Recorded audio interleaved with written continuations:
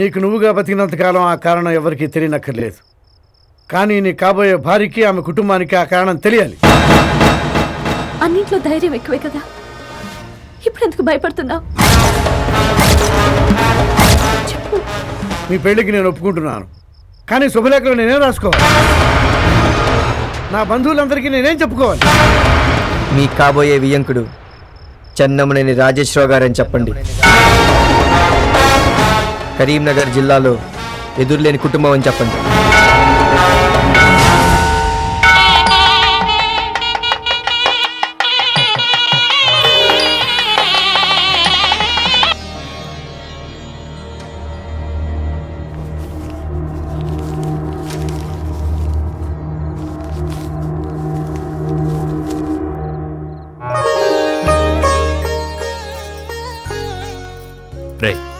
ఏం రావి? తపాసులు. ఎక్కడివి? కొన్నాను, దేవీ నవరాత్రులు కదా, కాలుద్దామని. డబ్బెక్కడిది? మీరు అప్పుడప్పుడు ఇచ్చే డబ్బులతో కొనుక్కున్నాను నాన్నగారు. లేదు నాన్నగారు, మీ జోబులో డబ్బులు తీసుకుంటే నేను చూశాను. అవును నాన్నగారు, నేను చూశాను.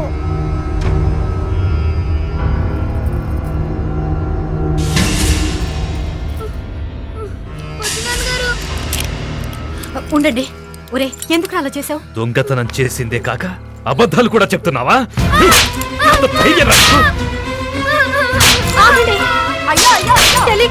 మహాలక్ష్మి, ఈ రోజు వీడికి అన్నం పెట్టరు. బిడ్డ చచ్చిపోతారా? ఇలాంటి బిడ్డ చస్తేనే నయం.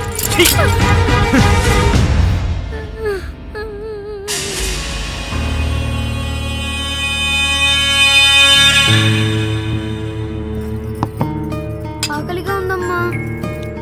నేనే కలిసి పెడతాను.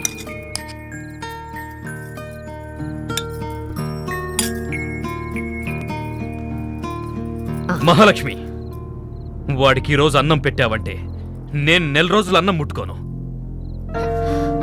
ఒరే, తెల్లారితే విజయదశమి. ఏమిట్రా మాటలు? వాడిని అన్నం దగ్గర నుంచి లేపేశావు ఏమిటండి? పండుగ పుట్ట భయపెట్టి పస్తు పెడుతున్నారు. మహాలక్ష్మి, తప్పు చేసిన వాడికి భయం చెప్పకపోతే రేపు పెద్దయ్యాక తప్పు చేయడానికి భయపడడు.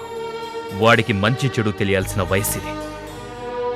వాడు నీకు మాత్రమే కొడుకు కాదు, నాకు కొడుకే. ఈరోజు వాడికి కాదు, నాకు కూడా అన్నం పెట్టదు.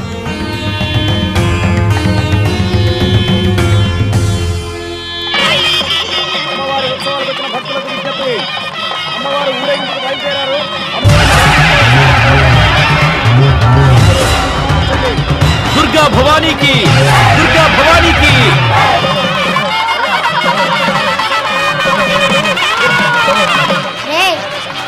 అమ్మవారు పోనిందా?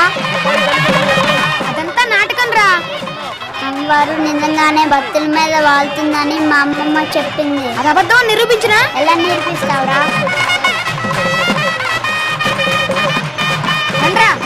అరే శక్తి, ఇంట్లో నాయనమ్మ గదిలో తొసన్ వాళ్ళ ఉంటది, వెళ్ళి తేరా. అమ్ము, నాన్న కొడతాడు.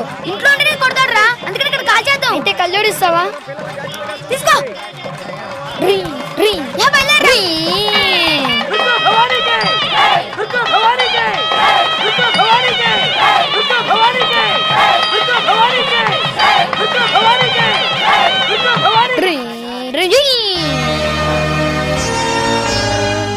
ఒరే శక్తి, పగలు తపాసులేంట్రా? నీ కళ్ళు పైన చాలు కూడా పోగొడదామని. పెద్ద అంతరం చిన్న అంతరం లేదు.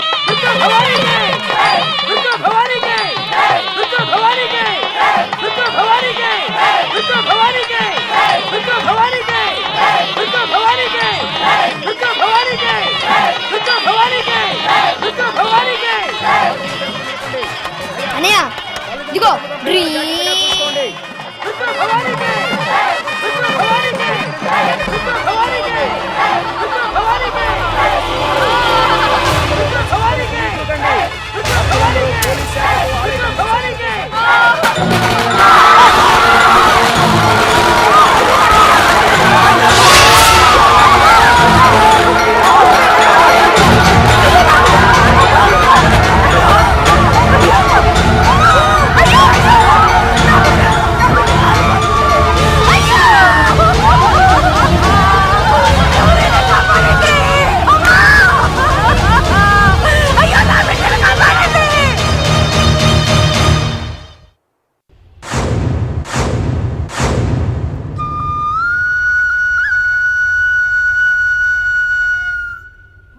లాంటి నా బిడ్డను పొట్టను పెట్టుకున్నావు కదరా. అమ్మోరుపు నిన్న నా బిడ్డ ప్రాణాలు తీసావు కదరా, ప్రాణాలు తీసావు కదా. ఈ ఎదవే తపాసులు తీసుకురావడం నేను చూశాను. ఎందుకురా అని అడిగితే నీ చెవులు కూడా పోగొడతానన్నాడు.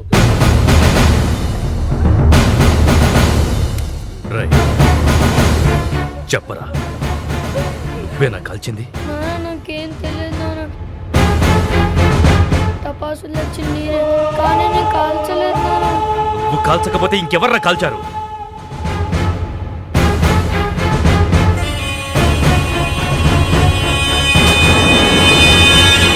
మర్యాదగా నిజం చెప్పరా. నాన్నగారు టపాకాయలు కాలుస్తాను, కళ్ళలో పడకుండా నా కళ్ళుడు ఇమ్మంటే నేనే వాడికి ఇచ్చాను. కావాలంటే నా కళ్ళుడు వాడి దగ్గర చూడండి. అదిగోండి రాజేశ్వరరావు గారు, నిజంగానే కళ్ళ చూడండి. అంతకంటే సాక్ష్యం ఏం కావాలి?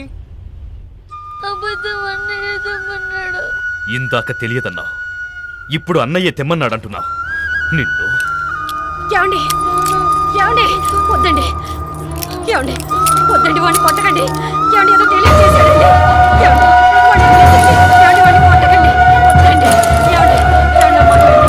ఏమండి వద్దండి, వాడిని కొట్టకండి. ఏమండి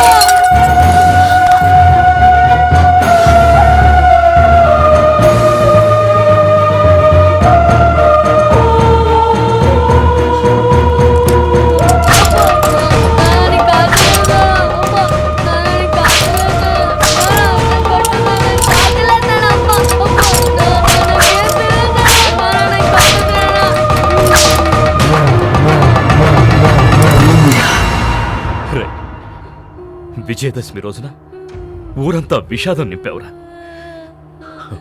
నీకిక్కడుండే హక్కు లేదు. ఈ ఊరదులు వెళ్ళిపోరా, వెళ్ళిపో, ఎక్కడికైనా వెళ్ళిపో. నా కంటికి కనిపించినంత దూరంగా వెళ్ళిపో.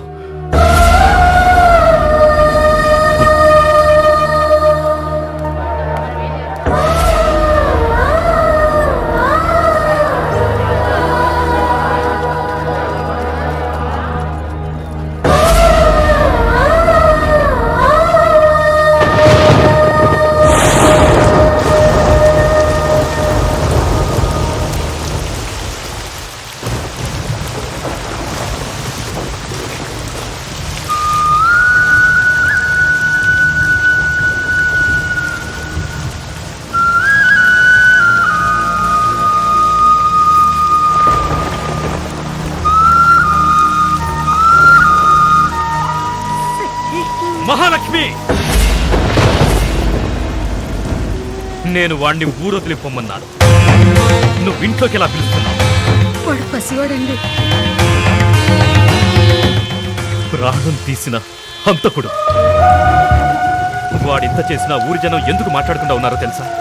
నా మీద గౌరవం. రేయ్, నీ కారణంగా ఒక ఆమె చనిపోయిందిరా. నీ మొహం నాకు చూపించొద్దు.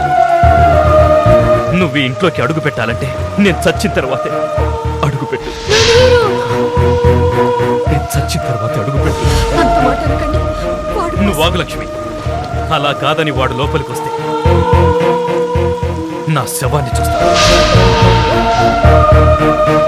ఇది ధర్మం కోసం, ఈ ఊరి కోసం, వాడు చేసిన తప్పు కోసం నాకు నేనే వేసుకున్న శిక్ష.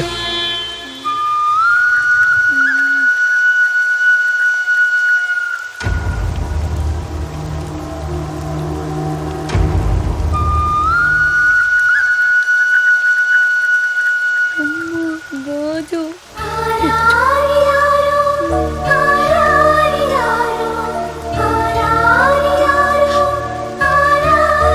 అమ్మో శక్తి,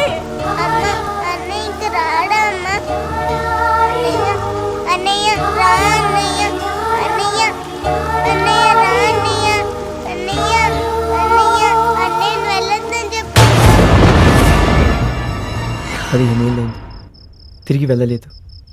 నన్ను ఎవరైనా శక్తి అని పిలిస్తే మా అమ్మ నాన్న గుర్తుకొచ్చేవారు. మా ఊరిని, నా వాళ్ళని మర్చిపోవాలనే నా పేరు శివకాశిగా మార్చుకున్నాను. స్టోరీ చాలా బాగుందా? ఏంటి చెప్పింది నమ్మేశారా? మీరు నమ్ముతారని చెప్పలేదు, జరిగింది చెప్పాను. ఓకే ఓకే, వెళ్ళి మీ అమ్మ నాన్నలు పిలుచుకురా, తాంబూలాలు మార్చుకుందాం. అందరూ అడిగే పద్ధతిలోనే మా వాళ్ళు అడిగారు, వాళ్ళు చెప్పినట్టు చెయ్యి. చేస్తాను. విజయదశమి నాడు నేను మా వాళ్ళకు దూరం అయ్యాను. వచ్చే విజయదశమి కల్లా మా వాళ్ళతో తిరిగి వస్తాను. నువ్వు తిరిగి రాకపోతే నేను ఈ జన్మలో పెళ్లి చేసుకోను.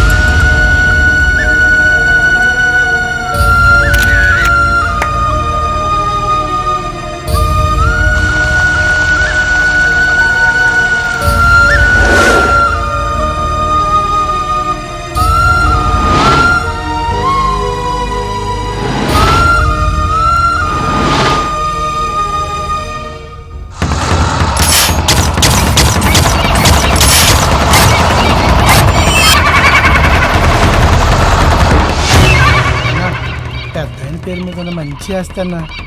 నాకు మంచి ఇష్టం ఉండదు, చెడే ఇష్టం. అదే చేస్తాను.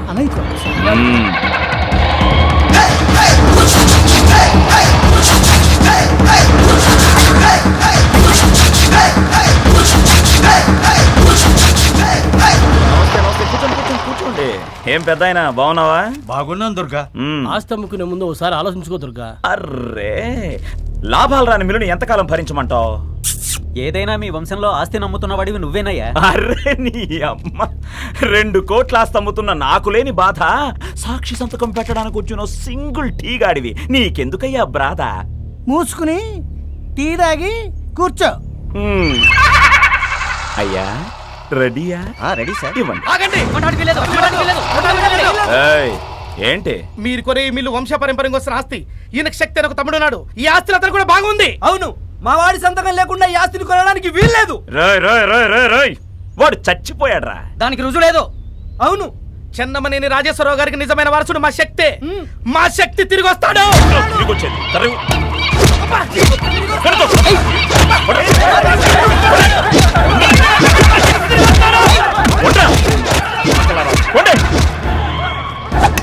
కూర్చోండి, కూర్చోండి.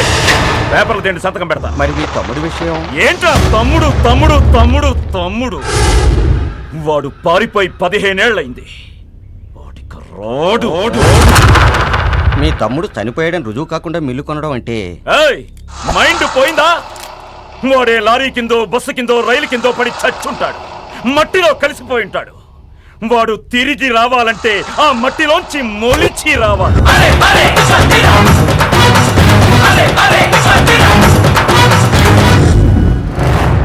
భూమిలోంచి మళ్ళీ పుట్టుకురావడానికి వాడేమన్నా దేవుడా?